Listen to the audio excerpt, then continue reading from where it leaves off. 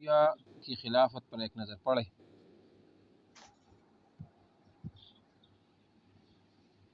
شروع کریں، کون پڑھے گا؟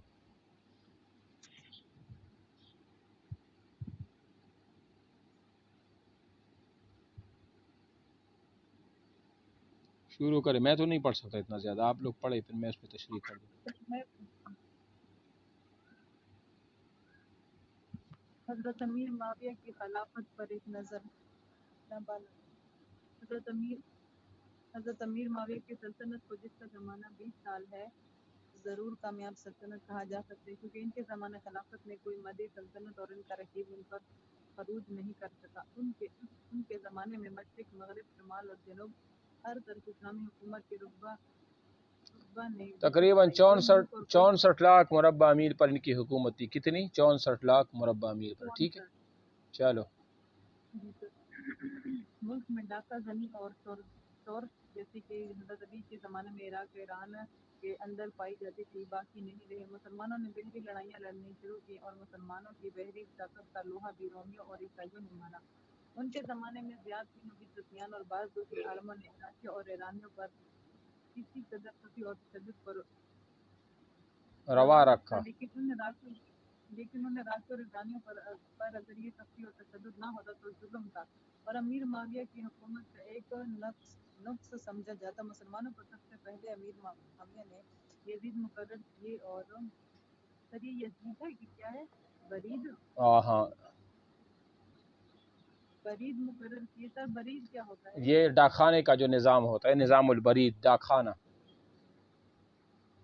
اور ان کے لیے ایک نظام اور آئین مقرر فرمائے جس کو محکمہ ڈاک کہا جاتا ہے. سب سے پہلے کام پر مہر لگانے اور ہر حکم کی نقلی و دفتر میں محفوظ رکھنے کا طریقہ انہوں نے ایجاد کیا. یا اور امیر معاویہ کی مہر پر لکل عمل ثواب، ہر عمل کا ایک ثواب ہوتا ہے. یہ کنندہ تھا، یعنی یہ لکھا تھا. لکل عمل ثواب کنندہ تھا. خانہ کعبہ پر اب تک پہلے غلافت دو پر ہی چڑھائے جاتے تھے. انہوں نے تمام غلافوں کو اتروایا اور حکم دیا کہ جب نیا غلاف چڑھایا جائے تو پرانا غلاف اتار لیا جائے. اسلام میں سب سے پہلے امیر معاویہ ہی نے پہرے دار اور دربان مقرر کیے. انہوں نے سب سے پہلے اور دوسری کام کیا. سب سے پہلے انہوں نے ہی اچھا، محکمہ ڈاک ہو یا اس طرح ان سے ریلیٹڈ جتنی بھی چیز، یہ تو امیر معاویہ کے دور میں ہی انہوں نے قائم کی تھی، لیکن باقاعدہ طور پر جو ہے نا وہ اس میں امیر معاویہ کا نام آتا ہے. ٹھیک ہے، رضی اللہ تعالیٰ. حضرت امیر معاویہ رضی اللہ تعالیٰ نے اپنی حکومت قائم کرنے اور اپنی قوم اور خاندان کے اقتدار کو بنو ہاشم پر پائے کرنے کے ضرور خواہشمند تھے، لیکن ساتھ ہی وہ اپنی اس خواہش کو پورا کرنے میں کسی ایسے شخص کو چہرہ دستی کا موقع نہیں دینا چاہتے تھے جو بنو امیہ اور بنو ہاشم یا معاویہ یا علی دونوں کا یکساں دشمن ہو یا سلطنت عثمانیہ کو نقصان پہنچانا چاہتا ہو. عیسائیوں کی ایک زبردست فوج نے ایران کے شمالی صوبوں پر. سر یہ جب امیر معاویہ کی حکومت تھی تو سر یہ اس کو سلطنت عثمانیہ کیوں کہا جاتا تھا؟ عثمانیہ تو نہیں کہا جاتا، عثمانیہ تو دوسرا ہے. وہ جو 1299 میں وہ تو دوسرا خلافت عثمانیہ جو ارطغرل الغازی کے بیٹے عثمان خان نے شروع کی تھی 1299 میں. سر یہ وہ خلافت راشدہ والی حضرت عثمان کی بات تو نہیں ہوتی ہے؟ نہیں، یہ خلافت راشدہ کا زمانہ 30 سال کا ہے. اس کے بعد بنو امیہ کا دور ہے جو کہ 90 سال ہے. اس کے بعد بنو عباس کا دور ہے جو 528 سال ہے. اس کے بعد خلافت عثمانیہ کا ہے جو کہ 1299 میں شروع ہو کر 622 پر ختم ہوتا ہے. سمجھ آئی؟ چلو پڑھو نا. ہلو سر آپ ذرا یہ بتائیں بنو امیہ کا 90 سال تھا. بنو امیہ کی جو حکومت ہے نا وہ 40 ہجری سے لے کر 192 ہجری تک. یہ ہے بمطابق 660 سے لے کر 750 تک عیسوی. یعنی کہ ہجری سال کے حساب سے 92 سال حکومت ہے اور عیسوی سال کے حساب سے تقریباً 90 سال ہے. ٹھیک ہے، चलो चनांचे एक मरतबा जबकि हज़रत अली और हज़रत मुआविया के दरमियान मुखालफत की आग मुश्किल थी, ईसाइयों की एक ज़बरदस्त फौज में ईरान के शुमाली लोगों पर हज़रत अली की हुकूमत में शामिल थे। हमला करना और मुसलमानों के इत्तेफाक़ी वजूद का फायदा उठाना चाहा। हज़रत अली इस इलाके को जिस पर ईसाइयों का हमला होने वाला था बचाने की कोशिश नहीं कर सकते थे। अगर ईसाइयों का ये हमला होता तो सल्तनत इस्लामिया का एक वसी टुकड़ा कट कर ईसाई हुकूमत में शामिल हो जाता। ईसाई हज़रत अली की मुश्किलात से वाकिफ़ और अमीर माविया की तरफ से मुतमईन थे, क्योंकि अमीर माविया और हज़रत अली की मुखालफत और एक दूसरे के खिलाफ रोज आजमाई भी वो देख रहे थे। उनको तवक्का थी कि अमीर माविया हमारी हमलावरी से खुश होंगे जो हज़रत अली के खिलाफ की जाएगी, लेकिन हज़रत अमीर माविया ने इस खबर के सुनते ही ईसाई कैसर तवक्का के खिलाफ एक खत कैसर के नाम भेजा, जिसमें लिखा था कि हमारी आपस की लड़ाई तुमको धोखे में न डाले। अगर तुमने हज़रत अली की तरफ रुख किया तो अली के झंडे के नीचे सबसे पहला सरदार जो तुम्हारी के लिए आगे बढ़ेगा वो माविया होगा। इसका असर इससे भी ज़्यादा हुआ जो एक ज़बरदस्त फौज के भेजने